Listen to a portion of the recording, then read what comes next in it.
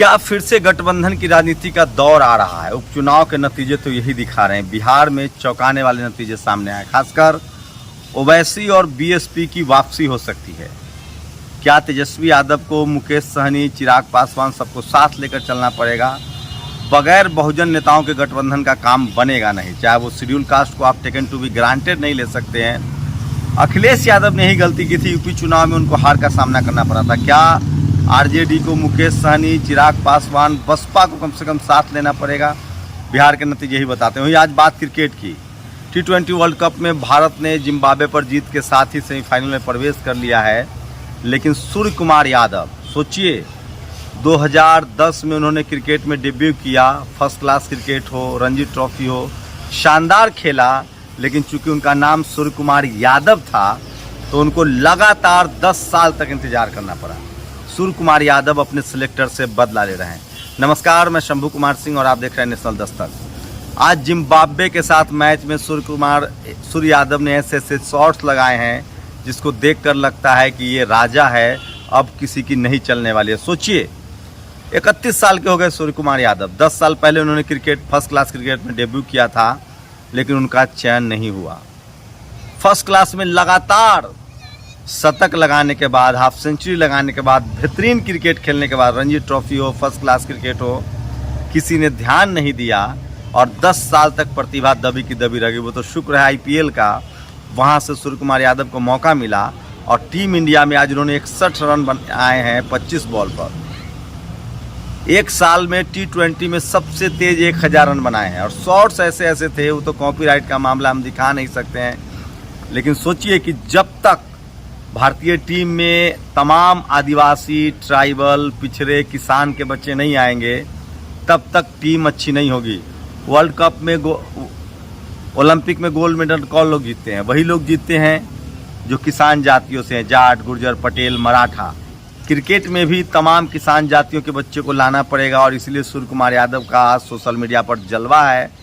दिलीप मंडल ने लिखा है कि सिंहासन खाली करो, सूर्य कुमार यादव आ रहे हैं। शानदार शॉट्स लगाए हैं और सोचिए कि किस तरह से इस देश के तमाम शोषित वंचित लोगों को मौका नहीं मिलता है। फुटबॉल देख लीजिए, ट्राइबल की शानदार रहता है, बाइचिंग भुटिया से लेकर तमाम लोग। तीरंदाजी देख लीजिए, आदिवासी हॉकी देख लीजिए, आदिवासी दलित लोग शानदार खेल रहे हैं। क्रिकेट में भी इनको मौका देना पड़ेगा तमाम। लेकिन स्पोर्ट्स फेडरेशन में जो लोग कुंडली मार के बैठे हैं उनको बदलने की ज़रूरत है और मोदी जी को ये करना चाहिए। वहीं दूसरी तरफ बिहार के चुनाव नतीजे आए हैं। 2 सीटों पर उपचुनाव था, 1 सीटों पर आरजेडी हार गई है गोपालगंज सीट से। खैर वो बीजेपी की सीट है 2005 से, लेकिन सवाल है कि वहाँ ओवैसी को 12,000 और बीएसपी को 9,000 वोट मिले हैं। 2,000 वोटों से आरजेडी ने चुनाव हारा है। तो सवाल ये है कि क्या गठबंधन का अब दौर आएगा और तमाम SC ST OBC माइनॉरिटी के लोगों को गठबंधन में ही चुनाव में जाना पड़ेगा। वही स्थिति पूरे देश में होती दिख रही है। लेकिन सवाल है कि क्या ओवैसी और मायावती के चुनाव लड़ने से बीजेपी को सीधे सीधे फायदा हो रहा है? आम आदमी पार्टी से बीजेपी को फायदा हो रहा है तो ये बात कांग्रेस को दिख क्यों नहीं रहा है? और वो रिप्रेजेंटेशन के सवाल पर बहस क्यों नहीं करती है? सवाल है कि बीजेपी जहां कमजोर पड़ती है वहां सब दलों से गठबंधन करती है। हिमाचल प्रदेश में मैं अभी घूम रहा हूं, मैं आपको बताऊंगा कि यहाँ बीएसपी भी चुनाव लड़ रही है, लेकिन शेड्यूल कास्ट के लोग किसको वोट कर रहे हैं, बीएसपी का क्या होगा? सवाल वही है, 15%, 20% आबादी, 25% आबादी के साथ शेड्यूल कास्ट के लोग वोट से अपनी सरकार नहीं बना सकते हैं। सवर्ण उनको वोट करता नहीं है, सवर्ण तो पिछड़ों को ही वोट नहीं करता है, मुसलमान आपको वोट करता है। तो क्या भविष्य में SC ST OBC माइनॉरिटी की ही राजनीति होगी? आज मैट्रिमोनियल को लेकर दिलीप मंडल ने एक पोस्ट लिखा है।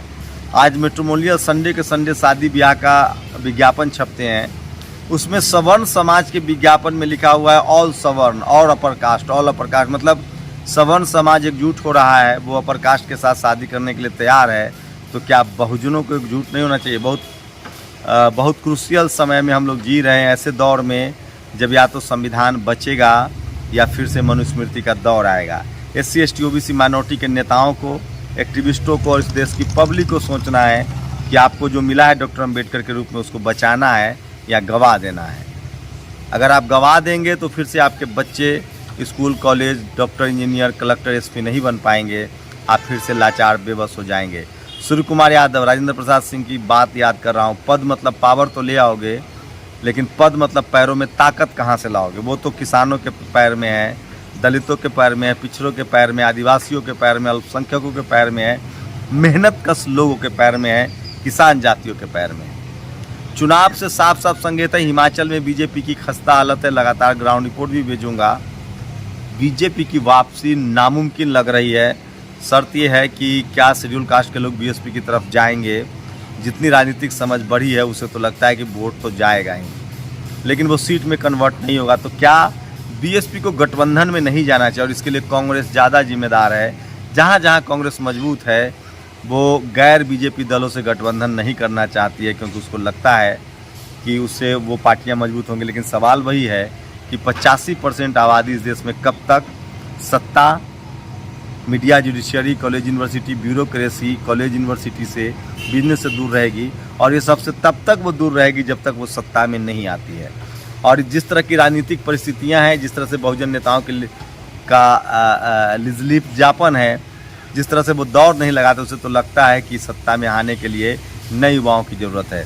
आम आदमी पार्टी जब दिल्ली जैसे राज्य जीत के पंजाब और पंजाब से गुजरात जा सकती है, तो यादव, अखिलेश यादव, तेजस्वी यादव, हेमंत सोरेन, डीएमके क्यों नहीं? मायावती जी पूरे देश में चुनाव लड़ रही हैं, लेकिन अकेले लड़ने से सत्ता में नहीं आएंगी। गठबंधन की तरफ जाना होगा। लेकिन ये भी एक सच्चाई है कि बीएसपी से लोग गठबंधन करते हैं, बीएसपी का वोट उनको मिलता है, लेकिन सवर्णों का वोट बीएसपी को नहीं मिलता है। तो पूरे देश में अगर ओबीसी के नेता एक साथ गठबंधन करके लड़ते हैं तो इसका एक बड़ा इम्पैक्ट होगा और वो 2024 में आपको देखने को मिल सकता है। बने रहिए हमारे साथ, चुनावी कवरेज आपको हम लगातार दिखाएंगे। अपनी प्रतिक्रिया भी जरूर दीजिए। क्या सूर्य कुमार यादव सबसे चमकते सितारे हैं? शुक्रिया। नेशनल दस्तक की आपसे गुजारिश है कि अगर इसको बचाना चाहते हैं तो नेशनल दस्तक को सब्सक्राइब करने के लिए रेड कलर के सब्सक्राइब बटन को दबाएं, फिर बेल आइकन की घंटी दबाएं। नेशनल दस्तक को बचाने के लिए बहुत जरूरी है कि हर खबर को शेयर करें, लाइक करें, कमेंट जरूर करें।